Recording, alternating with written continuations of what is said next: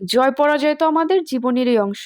তবে কেউ জিতবে তো কেউ হারবে। কিন্তু কিছু মুহূর্ত আছে যেখানে আসলে আমাদের কিছুই বলার থাকে না। সো হ্যালো সবাইকে, আসসালামু আলাইকুম। আজকে আর বলছি না যে সবাই ভালো আছো। আমি জানি অনেকেই ভালো আছো, আবার অনেকেই ভালো নেই। তাই আর বলছি না যে কেমন আছো তোমরা। জীবনে প্রথমবার ভোট ছিল এটা আমার। তবে এত বেশি মজা হয়েছে।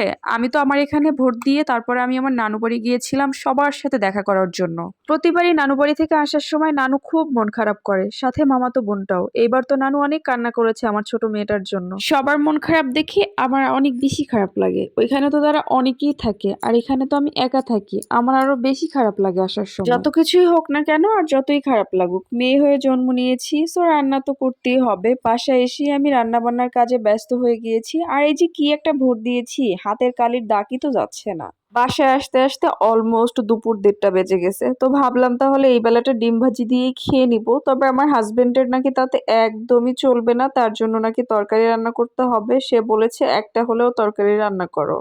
লাস্ট কয়েক মাস তো আমি নিজে নিজেই রান্না করছি। আর এই রান্না করতে করতে আমার একটা চোখের আন্দাজ হয়ে গেছে। এখন আর চামচ মেপে মেপে হলুদ মরিচ দিতে হয় না, চোখের আন্দাজে দিলেই হয় আর কি। বাই দ্য ওয়ে, আমি যে ড্রেসটা পরে আছি এখন, এই ড্রেসটা কিন্তু আমাকে আমার আম্মু গিফট করেছিল যাওয়ার আগে।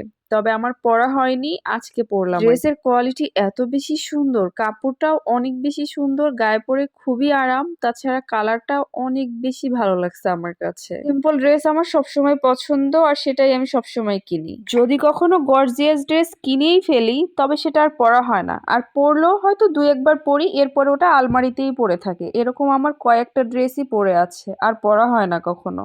শাকের ভিতরে আমার পছন্দের তালিকায় 1 নম্বরে হচ্ছে এই কলাইয়ের শাক। কলাইয়ের শাক আমার অনেক পছন্দ।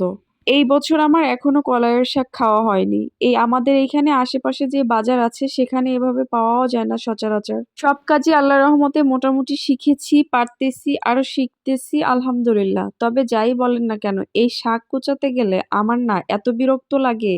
আমাদের এলাকায় তো এই কলাইয়ের শাকগুলো ডিম দিয়ে ভাজি করে। অন্যান্য এলাকায় দেখেছি চিংড়ি মাছ দিয়েও ভাজি করে, তবে ডিম দিয়ে ভাজি করলে বেশি মজা হয়। আজকের ভিডিওটা তাহলে রান্না করতে করতেই শেষ করছি। দেখা হবে নেক্সট কোনো ভিডিওতে। সে পর্যন্ত সবাই ভালো থেকো, সুস্থ থেকো।